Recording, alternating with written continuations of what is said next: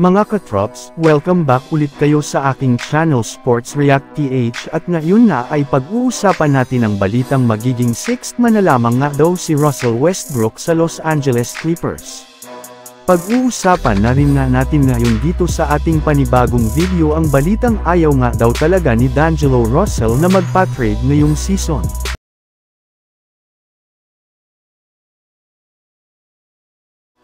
Katulad nga mga katrops, nang napag-usapan natin, nakuha na nga ng Los Angeles Clippers ang kauna-unahang panalo gamit ang kanilang bagong lineup salamat kay James Harden na nakapagtala ng 24 points kasama na dyan ang kanyang ginawang game-sealing 4-point play sa huling 6 na segundo ng kanilang laban. Bukod rin nga kay Harden ay nagtala rin naman nga dito si Kawhi Leonard ng 24 points at si Paul George ng 23 points.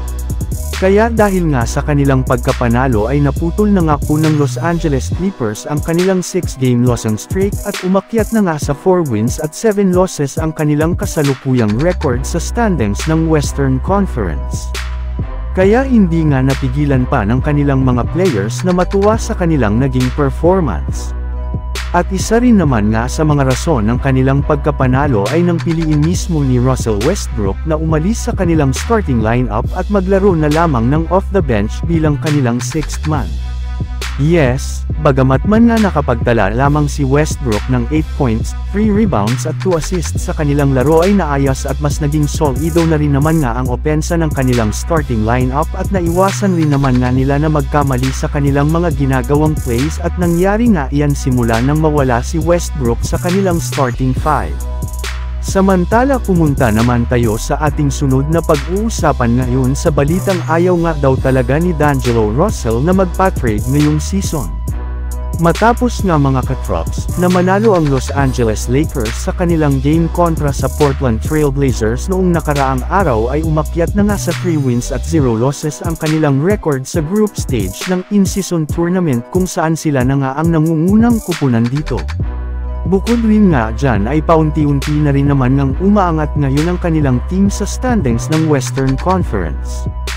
Pero sa kabila nga niyan ay may nagsilabasang trade rumors naman nga sa kanilang team sa pagitan ni D'Angelo Russell at ni Zach LaVine.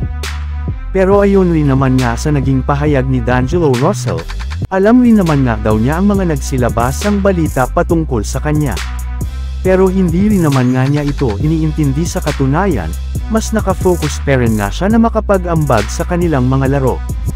At sa kanilang pagkapanalo pa lang nga mga katrops, sa kanilang game laban sa Portland Trail Blazers ay nakapagtala nga siya dito ng 14 points, 3 rebounds at 6 assists sa kanyang 5 out of 10 shooting.